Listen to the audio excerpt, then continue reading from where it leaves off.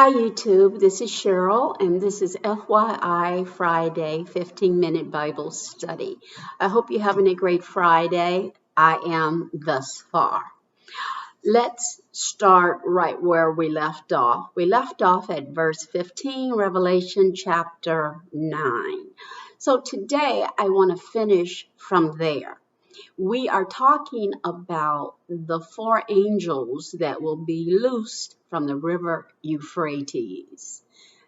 Angels versus the terminology of demons here. Let's talk about that.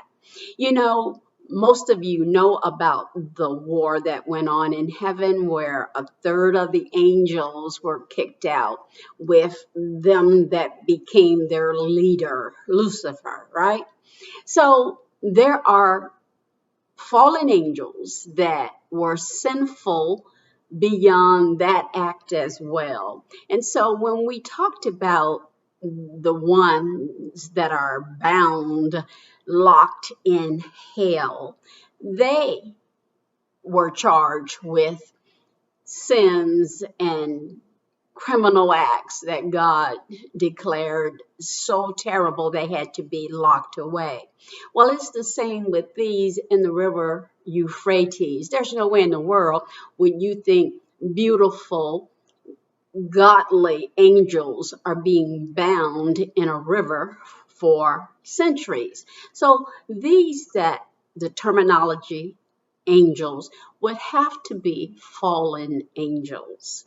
So they're bound in the river Euphrates, we learned, and now we're going to talk about them actually. How will that killing be done? The third of mankind at the time that they are released. Well, the spirit of, right? Murder.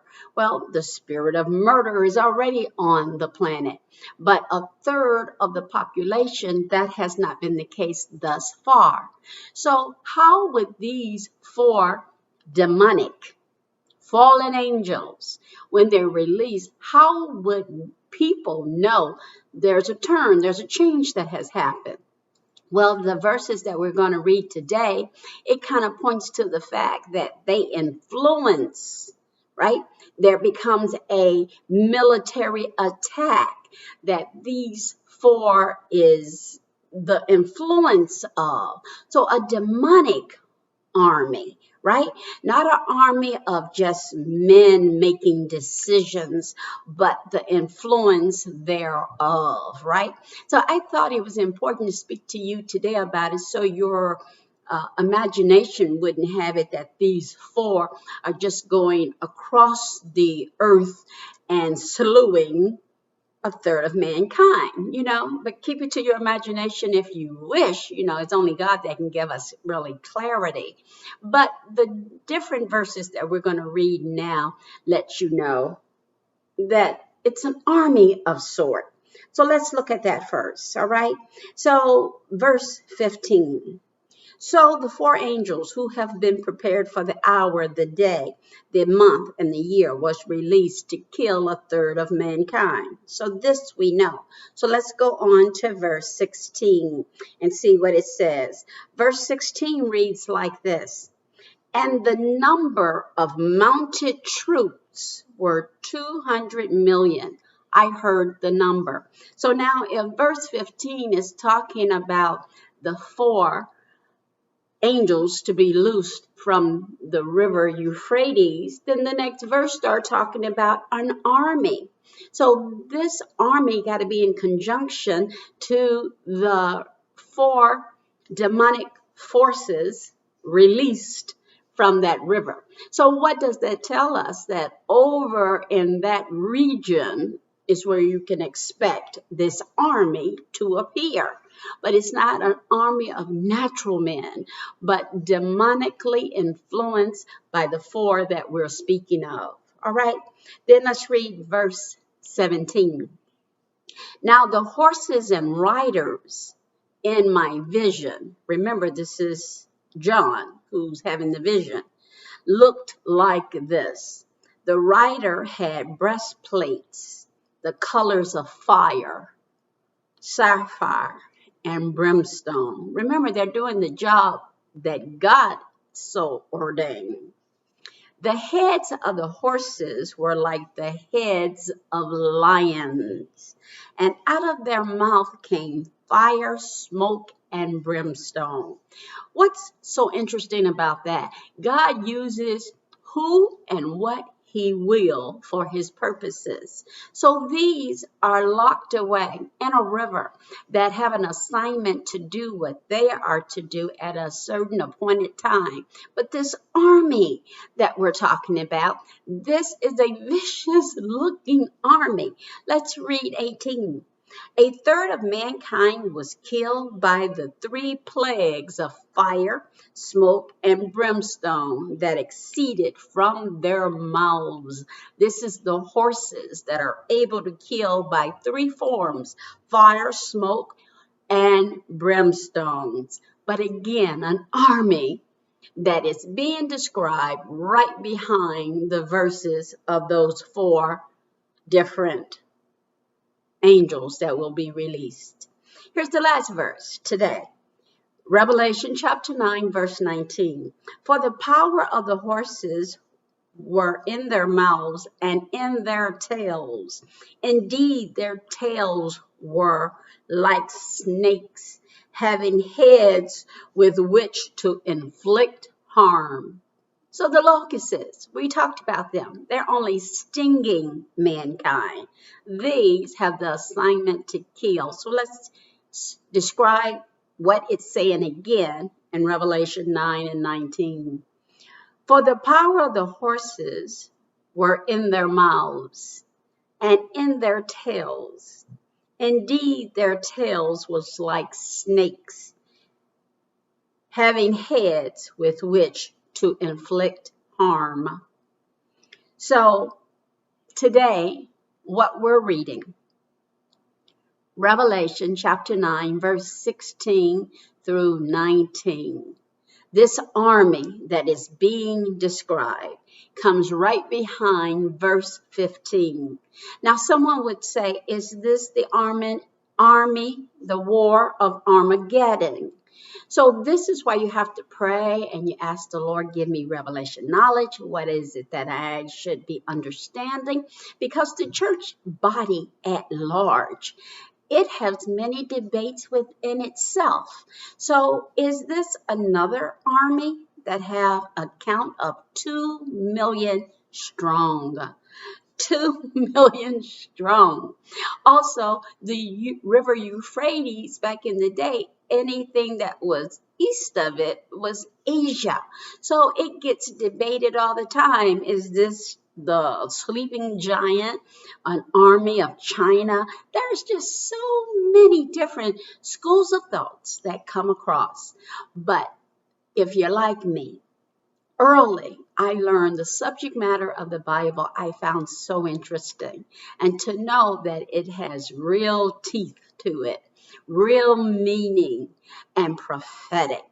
Oh my God, it is such a turn on to learn and read things of the Bible. So this army, influenced by the spirit of murder, a third of mankind, 2 million strong army, where the horses, their heads are like lions, their tails like a snake. You know that's not an average horse. So this vision that John saw that's being broke down to us, you need to read it. You need to study it. Also study verses like Mark 24 and 36, Acts chapter 1 and 7. It is the predetermined plan of God that we are unfolding, and it is to come. All right? Then as you read this number, 2 million, literally, was it told to us? 2 million. 2 million is 2 million in God's perspective as well as ours. How do we know? Because he numbered this army and told it to us. The number of the army of the horsemen were 200,000 and thousands, and I heard the number of them. This is John telling it to us.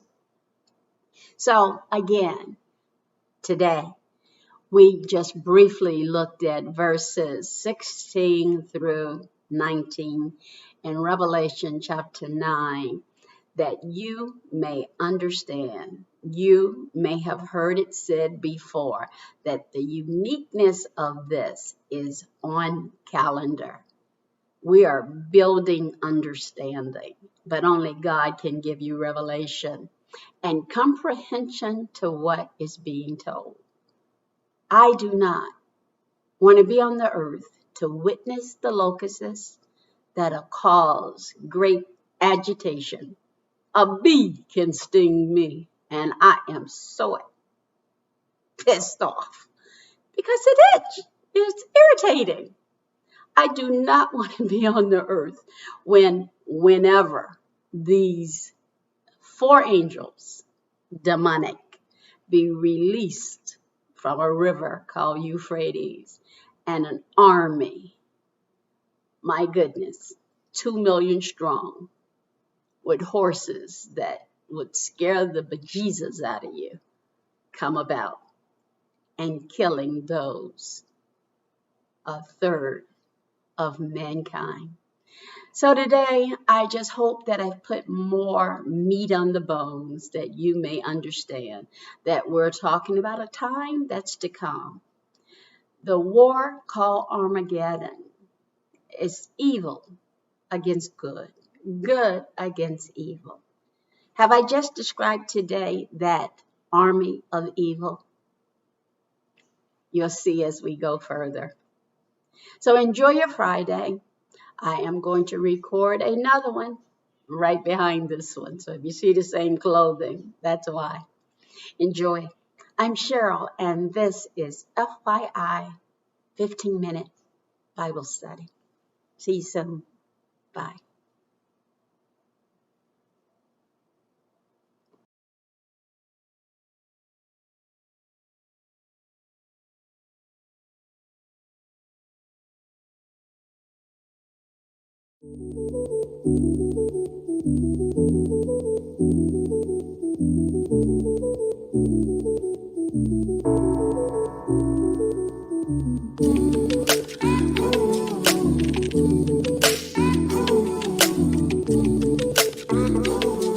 Hey, when I look at everything that God blessed me with, I'm grateful.